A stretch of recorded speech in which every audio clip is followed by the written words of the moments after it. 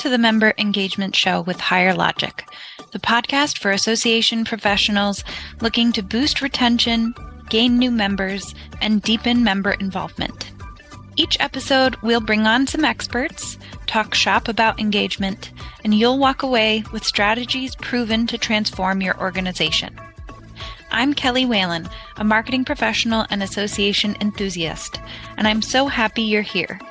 And now let's start the show. Thanks for tuning in to the Member Engagement Show. Today, I'm joined by Hannah Holman. Hannah graduated from Ohio University in 2021 with a Bachelor of Science in Strategic Communication Journalism. She worked as a program manager with Mountain Tennessee Outreach Project in Colmont, Tennessee, to alleviate substandard housing in rural Appalachia. She currently serves as the membership assistant at Public Responsibility in Medicine and Research, or PRIM&R, a nonprofit organization dedicated to advancing ethical research that has a membership arm. Hannah handles member recruitment and retention, produces member content, and serves as one of the primary points of contact for PRIM&R's members. So it's safe to say, like many of our listeners, that she thinks a lot about how to attract and retain members on a day-to-day basis. I'm excited to chat with Hannah today about considerations for associations looking to engage the next generation of members and staff and to adapt to a changing world. So now I'll pass it over to Hannah to share a little bit more about herself and the work she does. Thanks, Kelly. That was great. Like she said, my name is Hannah. I'm 23, which puts me on the older end of Generation Z. In my current role, I'm tasked with member retention. Like she mentioned, I produce member content and write membership-related pieces for our website and other organization publications. So I'm super excited to be here, and thanks so much for having me. Yeah, I'm excited to jump into this conversation. So a theme that comes up a lot on the podcast, I think, is listening to what the audiences you'd like to engage are looking for. So I'd be really interested to hear from you, like you said, as a member of Gen Z, about what some of your key considerations are when looking for professional roles. I think the first thing that comes to mind when I think about what Gen Z is looking for in an employer is, I guess, the word transparency. I think salary transparency, moral and ethical transparency, and even diversity transparency, for example. I think a lot of Gen Z is looking for very specific morals and organizations to say those morals outright. Just like older generations, I think that the biggest thing is obviously benefits and compensation. I think that my generation is getting away from being employed by organizations that make you do more work than you're getting paid for. And that's not to say that we don't have a great work ethic, because I think that we do. I have friends who work, until 9, 10 p.m., but the only way we're going to do that is if we're getting adequately compensated for that work. Yeah, and I think transparency and genuine effort when it comes to DEIJ efforts, so diversity, equity, inclusion, and justice. I think that's also huge for Gen Z, simply because we've lived through some extremely traumatic experiences in our younger years. So I think that being employed by an organization that is very straightforward and that type of work is really important. And yeah, I think the difference between some older generations and our generation is that Gen Z is more likely to work to support our life and our passions instead of having work be our life and our passion. I think we're also looking to have fun too. I know that sounds kind of silly in a professional way or in a professional conversation, but Gen Z is kind of known for their offbeat sense of humor and wit. So if an organization isn't appealing to personality as well, that could be a turnoff. I think we want to feel supported through genuine personal conversation and have opportunities to make relationships with colleagues on a more personal level as well.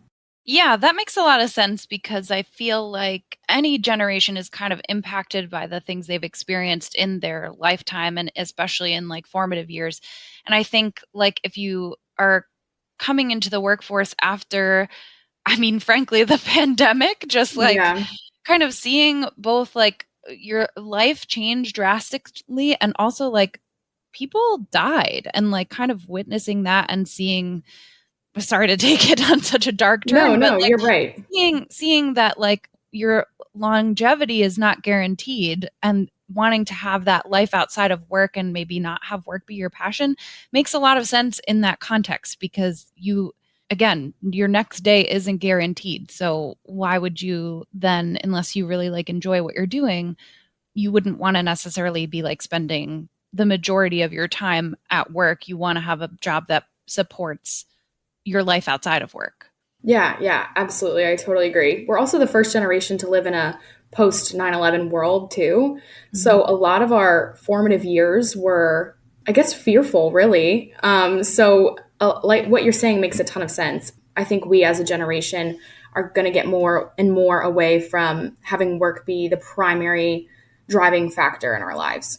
I mean, on top of that, I think we've seen a lot of changes in work and learning environments over, especially the last few years. I think it was already a trajectory potentially, because like as technological advancements are happening, like of course things change, but I think there was like an escalation in that change with the pandemic and having to like move to remote so quickly.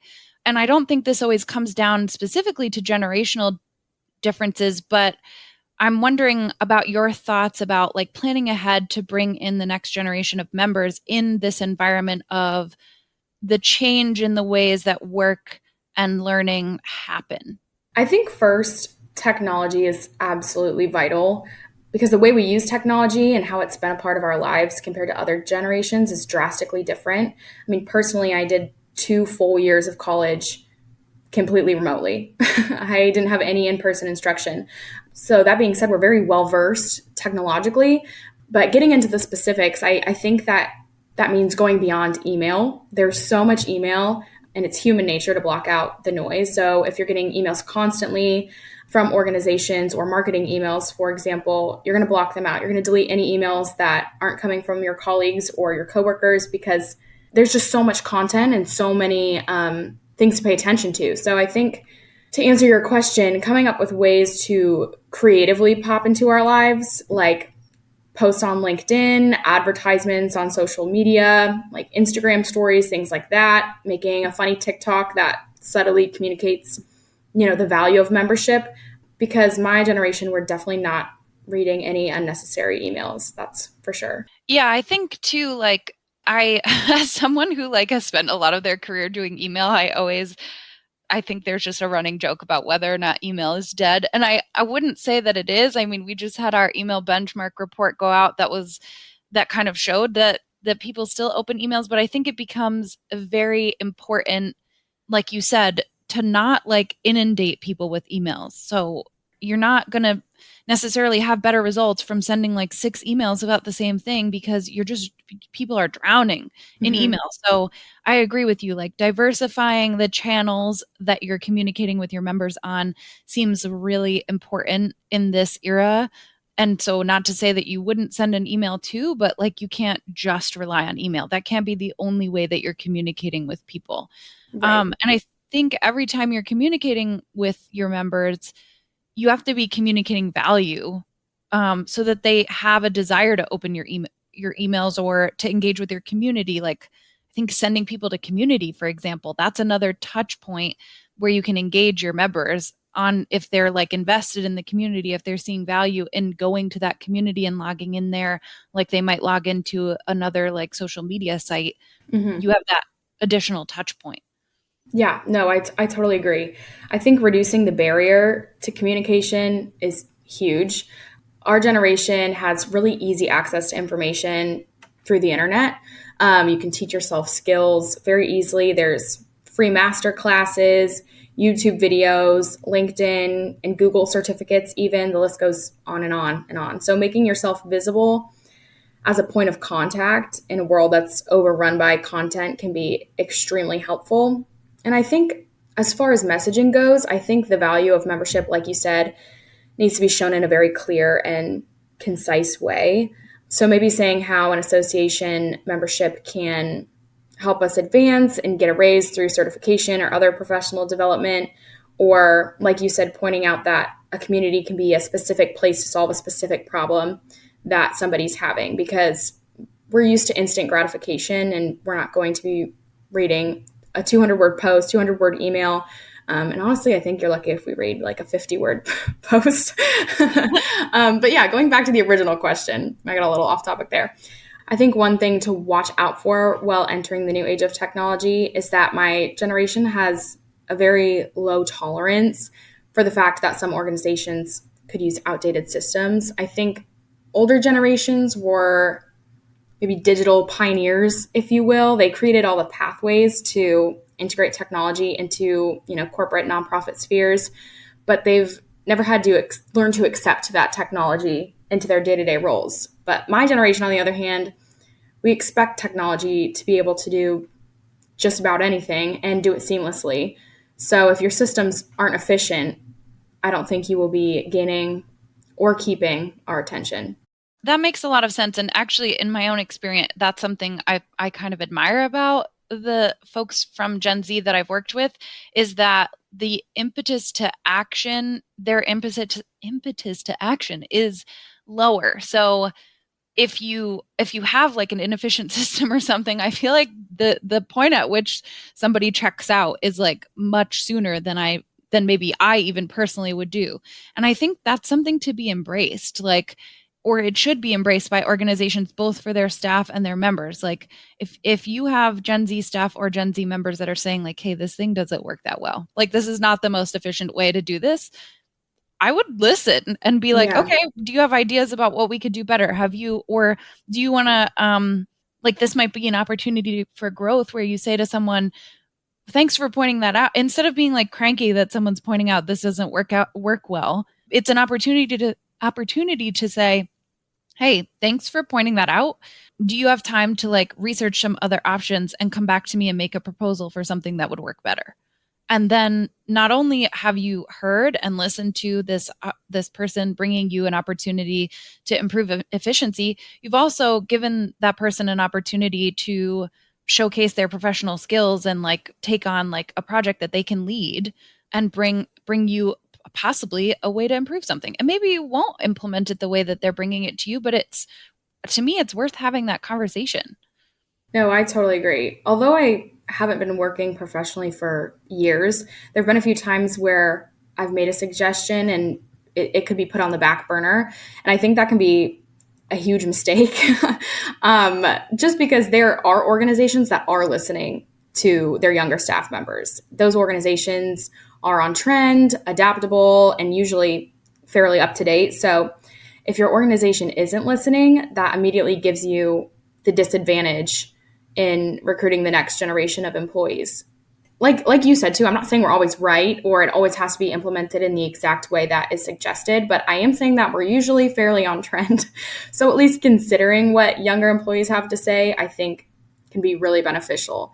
I think maybe implementing some sort of team to constantly evaluate your vendors and your operation and maybe adding a few members of Gen Z to that team is very crucial. And yeah, like you said, I don't think that organizations should waste the value of, especially our technological opinions, because we've grown up getting to know those kinds of systems. I do think too that kind of leads into one of my other like questions or concerns. One thing I worry about, and I feel like when we've talked before, you've mentioned this, as someone in the association space, I'm worried that maybe like young people just aren't interested in joining associations or they don't even know they're out there. And that's, again, as someone who works like for an organization that supports associations, like that worries me. And it's something I try to think about, like, how do we kind of like bridge that gap? Like, how do we communicate the value of an association? And I think, to your point, like listening to the staff that you have that are from that generation could help you like figure out ways to engage those folks as members too. Right. No, you're definitely right. And last time we had this conversation, I kind of thought on it a little bit. And in my head, I was thinking about the acronym FOMO. Do you know what that means? Yeah, but I can Okay. define for our listeners, if you're not Yeah, that'd be familiar with great. the term FOMO, that would be fear of missing out, and it actually Yes. impacts a lot of my own life. Yes, yes. So I think FOMO was probably introduced by millennials, but my generation, I think, has fully embraced that term. One thing about Gen Z is we just don't want to be left behind in any situation. We're very competitive and want to be the best based on what I've seen and heard from a lot of my friends. But it got me thinking successes are constantly displayed through social media, kind of like a highlight reel. And we've been engaging with that type of media since we were young, sometimes even as young as like 10 or 11. So Gen Z doesn't want to miss out on any opportunity to forward their progress to promotions or upward mobility in their careers. And then I also started thinking about individuality, like growing up with apps and on demand media, we expect everything to be personalized. We're accustomed to endless choices and want to be approached as individuals by recruiters and employers. So I think tapping into that side of our generation could be really powerful when it comes to member recruitment. But yeah, like you said, and I'm glad you brought this up, there's a lot more of work life divide within our generation. So I think connecting those two and saying, you're going to miss out on these professional opportunities if you don't take advantage of our membership could be a good way to getting our attention. Yeah, yeah, that makes a lot of sense. I think it goes back to like, I mean, this is true of any like membership efforts. Like, you want to communicate value. So you kind of have to figure out what the value is. And like you're describing here with Gen Z, perhaps the value is like really clearly and explicitly communicating how you can help them in their careers, as opposed to like maybe like waffling around it. Like, I think maybe just like directly saying, like, oh, do you want to raise? Do you want to move up in your career? Like, here are the ways that our association can help you do that. And I wonder too about like maybe being more explanatory of like orienting people to what an how someone should use an association. So like I think about how we orient members to membership. Like if you have a new member join, you onboard them so they know what all the values of that specific membership is. But I wonder too about even like before you get to that point, maybe with Gen Z, there's a little bit of orienting to like why associations? Like, what does an association do for you? Why do people join associations? Because there might not have been, I mean, I actually don't know. This is maybe something I don't have a lot of information about, but I feel like somehow there's been like this gap in mentorship or something of like sharing with the next generation, like why they would even join an association. Whereas that seemed to kind of go like clockwork with previous generations in a weird way. I think most of my generation wouldn't even know what I was talking about if I said like a professional development organization or association. And if they do know what they are, they definitely don't know the value of them. I think Gen Z in general, like I don't even know if this could be solved because I think they, in general, they don't want to put any extra time into professional development or like work pretty much like because we talked about that divide between life and work. So I think maybe focusing one thing I could see working is focusing to appeal to a very specific demographic of Generation Z. So finding those people who are really career oriented, because there are those people. And I assume you could find those types of people through a CRM or database knowledge or, pulling demographics through online advertisements. But yeah, it definitely is something that I think associations should start to consider because you're definitely right. I went through college with like some professors who I looked up to as mentors, but once I got into my professional career, I really don't have one or two or three specific people who are pulling me through the professional sphere, I guess you could say.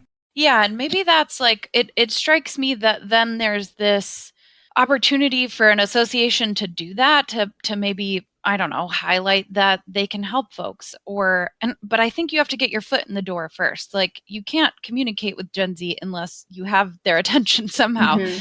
So it maybe it's like making sure that your learning opportunities are like out there and that they're very accessible and that then if someone joins like you for a webinar or a micro event, like some kind of like networking event or something, that you then have this follow up to them that's like, hey, did you like that event or that training or what have you?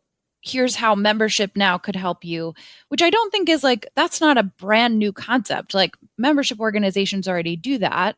But I think kind of figuring out how to get that first touch point with your potential Gen Z members and then really building on that and Mm-hmm. very clearly communicating like this is the value you could get out of this. these are the types of things that could help you. Here's like a next step for you, or here's a pathway for you, making it just really clearly communicating where they should go from there and what they could get out of it. No, I definitely agree.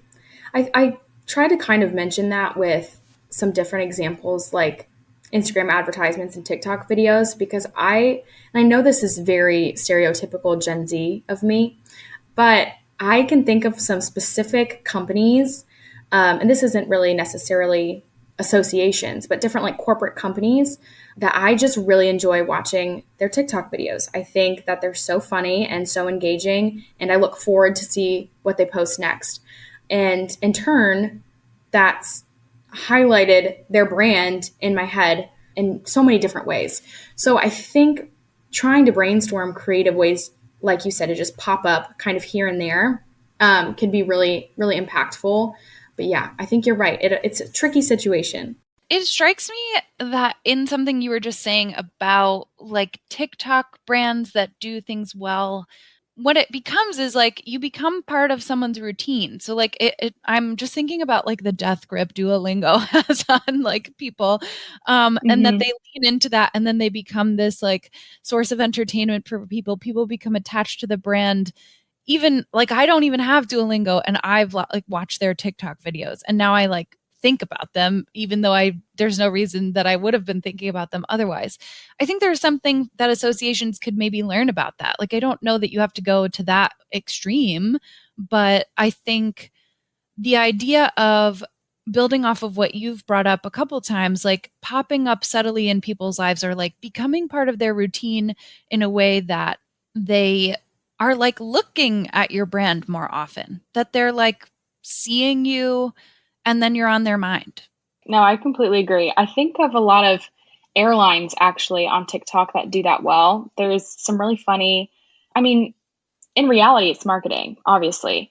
But Mhm. like you said, it just feels like this sort of like social connection that you have with a brand that I think people haven't seen in the past. I think that TikTok specifically is very good at doing that, making you feel like you're a part of them. So yeah, it just goes back to creating that relationship and putting your organization or your association on people's minds in subtle ways. It kind of all fits in with the same theme of, I feel like, some things that we've been talking about today. So, like diversifying the way that you do things and also leveraging the innate or like connected knowledge of Gen Z in your own staff. So, like, if you have Gen Z staff, then you might even just sit down for a brainstorming session and be like, what would make you join an association? And truly Mm-hmm. ask. Or if you don't have Gen Z staff, maybe you could set up, this isn't even like, this is not a brand new marketing concept. Like focus groups are a thing. Like set up a meeting with some members if they're willing to chat with you about like what would they like to see or what do they think that you do really well, so that you can get ideas to diversify the way that you do things, whether that's diversifying your community or sorry, your communication strategies, or whether that's diversifying your education strategies. Because I think not just with Gen Z, but you can't necessarily just do things the way that you've always done them. Like if you really enjoyed having an in-person conversation or an in-person conference, for every person I think that I hear say that, I can think of other like more maybe more introverted folks who are like, wow, I really don't miss going to in-person conferences. I love doing things virtually. And I think that goes back to the point I made where we're so used to choice, like and we're also, like you mentioned, very decisive in our where we put our energy. So yeah, for going off of your example, an in-person conference, maybe an in-person conference went virtual during the pandemic and you got a lot more, Gen Z applicants or registrants or just more people in general. It doesn't even have to be Gen Z. I think offering that choice and, like you said, diversifying your avenues for reaching people is really, really crucial in 2023. Things have changed. And I think not acknowledging that things have changed is really could be detrimental to organizations.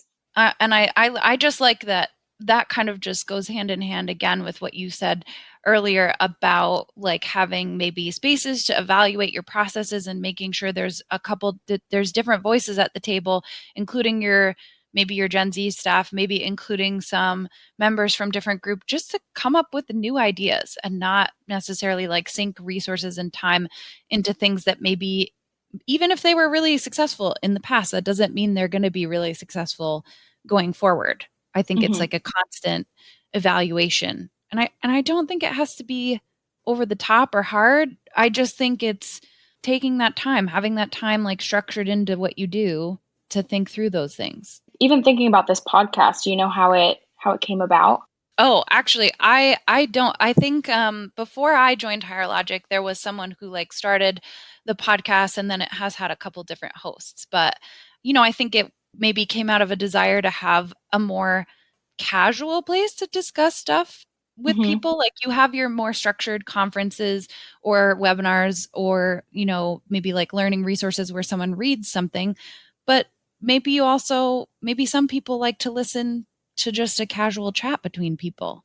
And that also goes into what you were saying about online communities and just having casual, candid conversations about struggles and differences and, a changing landscape. I know you said in one of our earlier conversations, an online community is it's not just networking. It's also a place to vent. And, if there's anything that Gen Z loves, it's to vent. That's for sure. Yeah, I'd put myself as a millennial. I would also say, and maybe I'm just a complainer, but like one of my favorite things is to like joke about like the dumb things about my job with other people who do similar jobs. Like I follow, there's like the millennial marketer or something on Instagram, and those memes, like they get me. The memes making fun of marketers, like I love it. I love being mocked. Yeah, no, I totally agree. And I think I said that honestly in one of our first questions. Members of Gen Z are looking for companies that have good fun like a good fun culture where you can, talk about the parts that kind of stink. I think based on my perspective, I think in the past, the negative parts of employment just weren't discussed in general. And I think that is something that is drastically different, probably started by millennials, talking about how, work stinks sometimes. And, it's kind of funny that we all have to go through it together. So yeah, like you said, creating those spaces like a podcast, like online communities, or just like a working group, like a lunch, things like that, I think can just be very beneficial to creating a more fun and engaging, company culture. It comes back to like transparency, which you said like in the first 5 minutes of us talking. I feel like not being afraid to have like transparent, candid conversations, whether that's with your staff or with your members, and like having that space to like hear those things that people have to say, where they're like, hey, this piece isn't that great, but this other piece is great.